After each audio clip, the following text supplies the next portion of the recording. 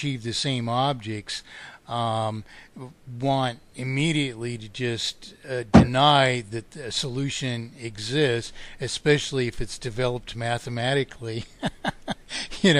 I mean, I can tell you when this fellow Andrew said, he interrupted me to say that everyone knows that there's no such thing as mathematically perfected economy.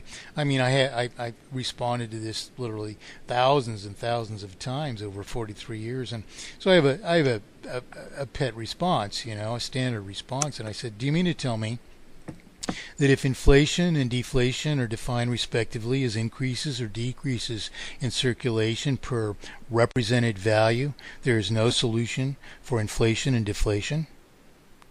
And there was a big long silence, and finally he says, well, I can't debate that with you, sir. So I asked him, I said, then why would you make the statement? And he said, well, I can't explain that to you, sir. And I said, well, I think you better find me somebody who can, because I'm calling to offer mathematically perfected economy as a campaign platform. And I mean, I've been doing this since, Gerald Ford was president, and mathematically perfected economy has escalated to the top echelons of numerous presidential campaigns to this day. I mean, within minutes, it went to the top of the Brown campaign. The other day, I called the Perry campaign, and the people I talked to were going to rush to greet him with the proposition as he descended to the bottom of stairs on a private flight, which was just about to land in Los Angeles. And that was a week and a half ago, and I haven't heard back from the Perry people. Well, there's reasons why we don't hear back, and those reasons aren't that the candidate is competent and fully inclined or dedicated to monetary solution. There's something else going on there, and that's why this country is in the sorry state or condition that it is in. And those same conditions pervade the world and in every government across the world. And I find it really disappointing to see Ron Paul just make these claims without qualifying them, and to have his support so dedicated to persisting in those claims without being able to qualify or articulate them even themselves, that this is in truth condemning us all the further to failure. And this is why, I'm reaching out still to the Austrian, branch of economics, if they ever will hear, Well, yeah, I mean, it's like I say, I think I should probably just say at this point that, yeah, I would need to read more. I would say, yeah, there's nothing intrinsic in Austrian economic theory per se that would rule out, I believe, the type of thing you have in mind. But it may be that, certain aspects of it, I could say, well, my prediction would be that a circulating commodity money or something like that might facilitate transactions better. But again, I would probably need to read something to see this, to get a better idea of what you have in mind. Mm-hmm. Great. Well, is there anything else you might think that we ought to understand about Austrian economics? I mean, if I, interpret what you've said so far, that in truth, Austrian economics doesn't even itself pretend to actually be a solution. It's a hope to accomplish various objects, some of which we obviously share, such as truly free markets. Hoping that a gold standard might accomplish that, but with certain, leading figureheads of, the Austrian economics branch, such as Hayek themselves, realizing that there were further questions to be answered, and thus hopefully being open then to further solution. Could you say that Austrian economics represents anything more than objection to certain obviously wrongful exercises and aberrant authorities that the federal government has taken upon itself? Well, there's a distinction between Austrian economics per se, and then the worldview or the policy positions of most Austrian economists. So yeah, Austrian economics per se is just an analytical framework to allow you to evaluate these things. And Austrian economics per se doesn't say whether socialism is good or bad, or minimum wage laws are good or bad. It just tells you these would be the consequences. And then most Austrians would say, well, given that I don't want to have widespread unemployment, blah blah blah, then I'm against minimum wage laws. So yeah, and I mean, in that respect, Austrian theory would just give you the tools to evaluate these various things. And it is true, historically, a lot of Austrians have been in favor of the gold standard just as a way of limiting the government's ability to debase the currency. With that point, there's an article that I mentioned at von Mises. I find it's an incredible,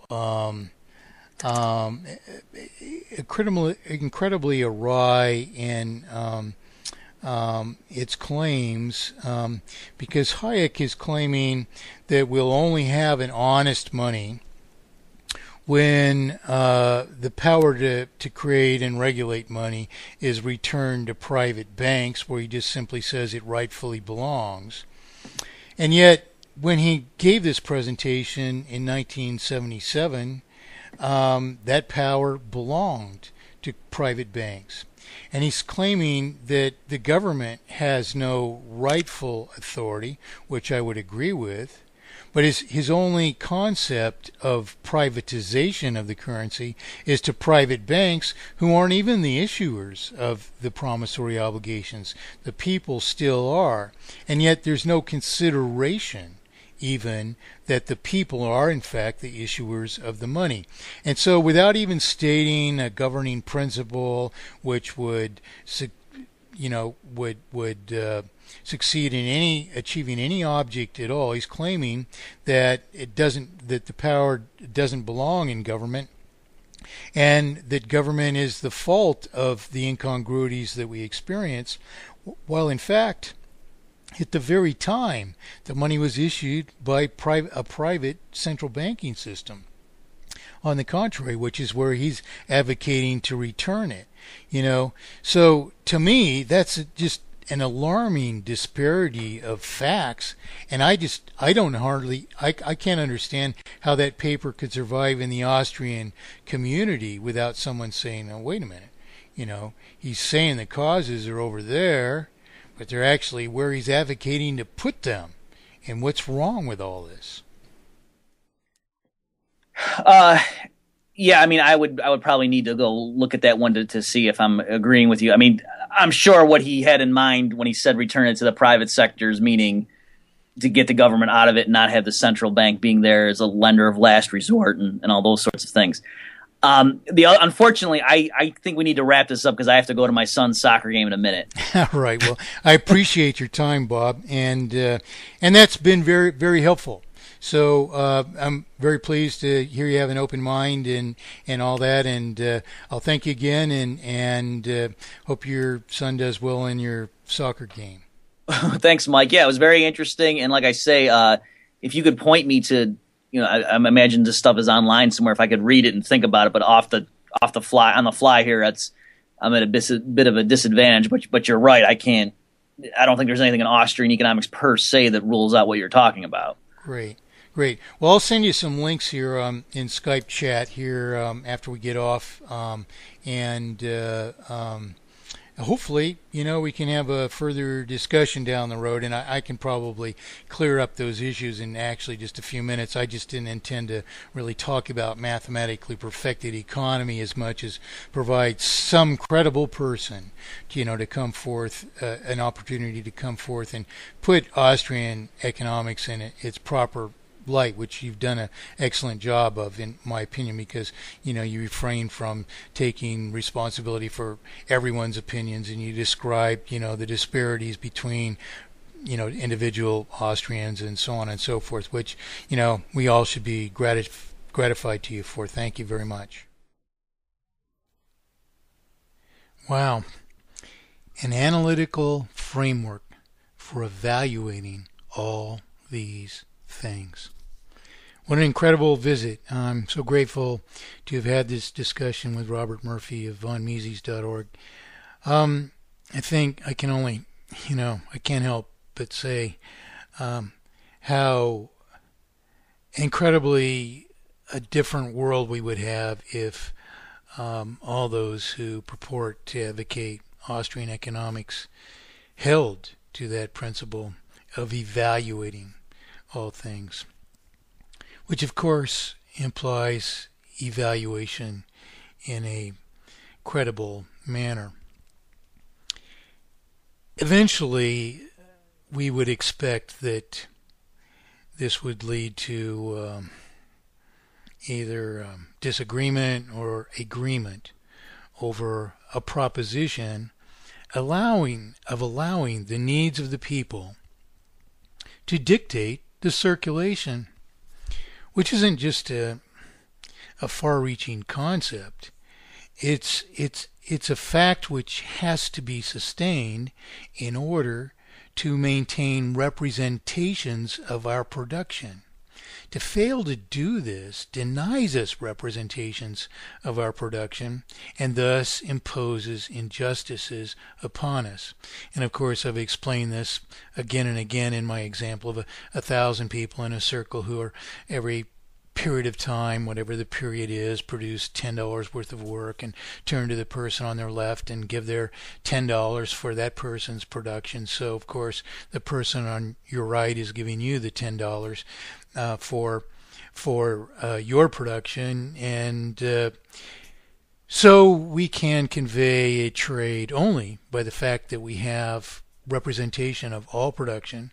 We can, in fact, sustain a trade of all of our production at once.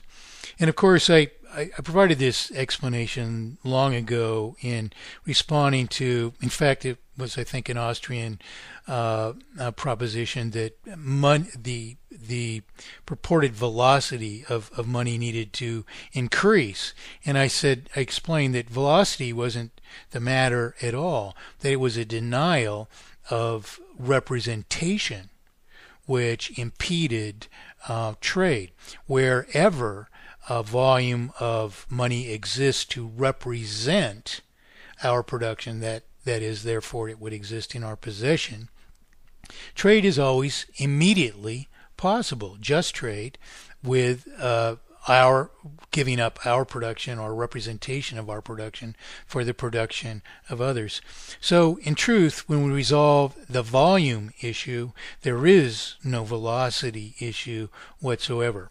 But this example illustrates why we have to have representation of all production, and thus why the gold standard would impose such a huge injustice upon all of us. Because if we removed $5 from every fifth person around the circle, every time this transaction that we could otherwise conduct immediately reached a fifth person who was deprived of $5 of representation of their production, the transaction comes to a halt and can only continue when that person goes about and finds someone who will absorb the cost of $5 further work, which is performed only to restore that person's deprivation of rightful representation of their production, that trade can continue. And so deprivation of rightful representation has a huge detrimental impact upon commerce and therefore just trade. So this was a tremendously positive experience to speak to a top Austrian intellectual, and I hope it opens the door for further discussion of these issues. But at the same time, the very following day, and this of course reflects none whatsoever upon this positive experience with a top Austrian. The very following day, interaction ensued with remarkably disastrous consequences of a pretended